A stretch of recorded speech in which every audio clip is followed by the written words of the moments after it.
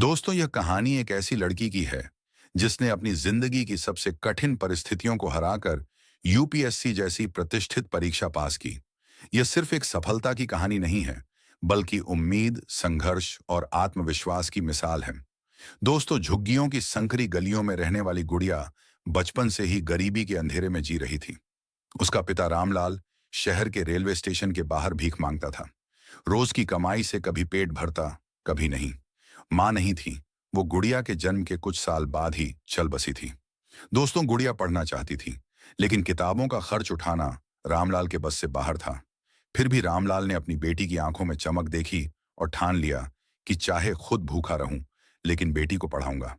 दोस्तों, रामलाल ने स्टेशन पर कुछ अखबार बेचने का काम शुरू किया। दिन भर की कमाई में से कुछ पैसे वो गुड़िया की कॉपी किताबों पर खर्च करता।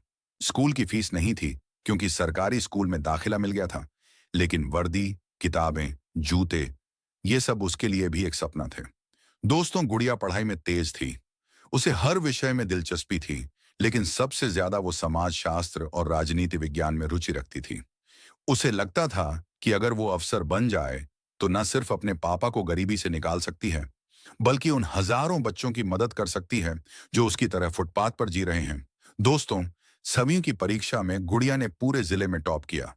अब लोग ध्यान देने लगे थे। एक एनजीओ ने उसकी पढ़ाई की जिम्मेदारी उठाई।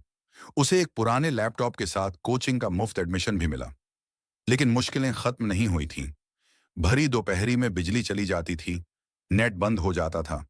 कई बार भूखे पेट भी उसे पढ़ना पड़ता था। दोस्तों, हर बार जब वह थक जाती, टूटने लगती, तब उसके पिता की झुकी हुई कमर और जली हुई हथेलियां उसे याद आ जाती।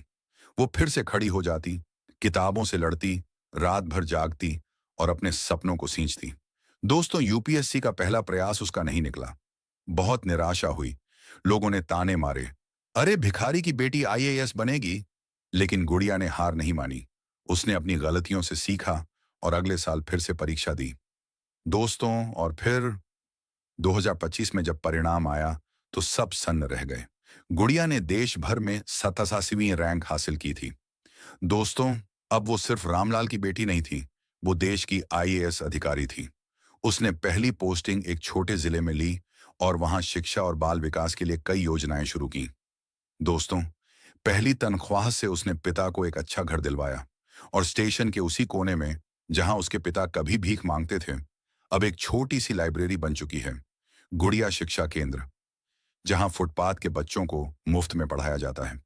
दोस्तों, इस कहानी से हमें यही सीख मिलती है कि यह कहानी बताती है कि परिस्थितियां चाहे कितनी भी कठिन क्यों ना हो, अगर इरादे मजबूत हों और दिल में सपना हो, तो कुछ भी असंभव नहीं है।